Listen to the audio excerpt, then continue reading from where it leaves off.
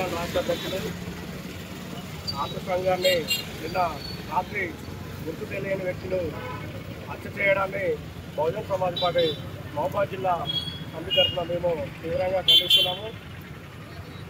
నిందితులు ఎంతటి వారైనా వారిని వెంటనే శిక్షించి కఠినకార శిక్ష విధించాలని మేము తమిళనాడు ప్రభుత్వాన్ని హెచ్చరిస్తున్నాం, డిమాండ్ చేస్తున్నాము.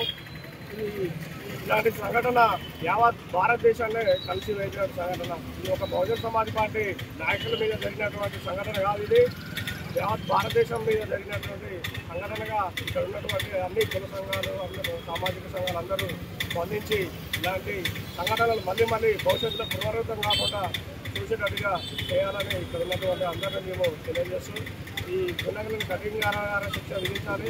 లేని పక్షంలో భారతదేశ వ్యాప్తంగా పెద్ద ఎత్తున ఆందోళనలు చేస్తామని డిమాండ్ చేస్తున్నాం.